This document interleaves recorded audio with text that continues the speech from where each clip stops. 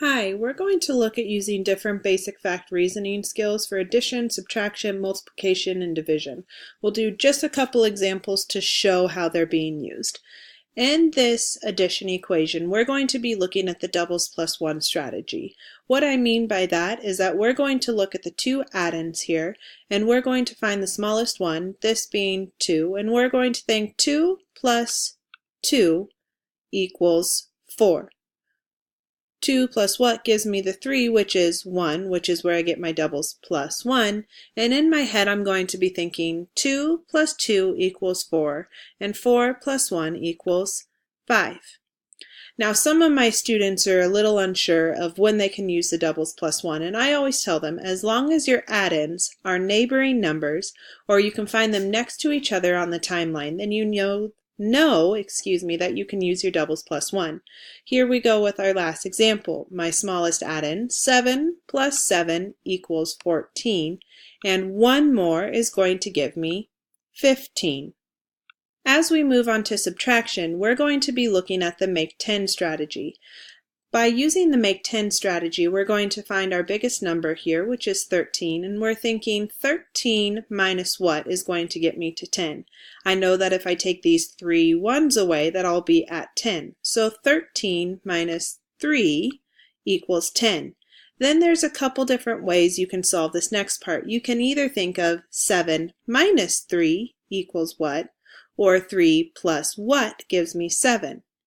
For example, I could do 3 plus 4 gives me 7, so altogether I would think 13 minus 3 equals 10.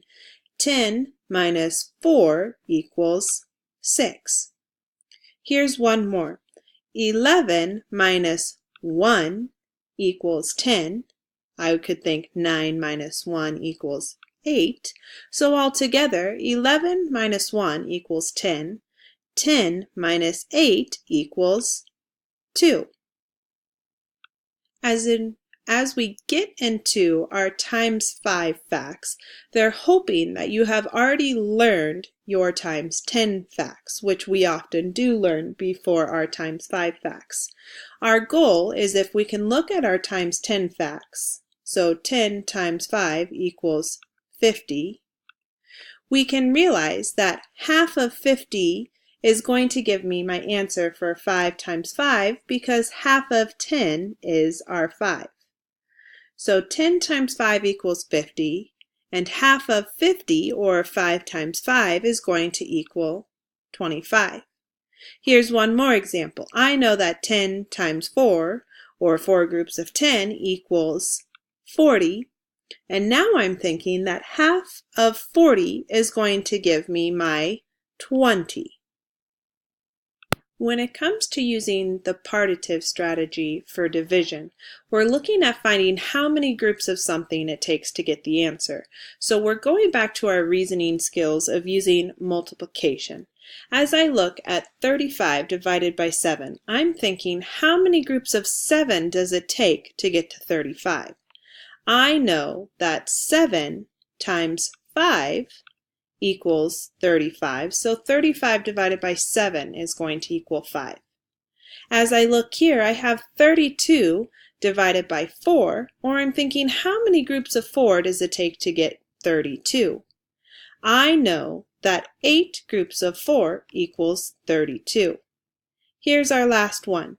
I'm finding how many groups of 6 does it take to get to 24 in order to figure out my division of 24 divided by 6.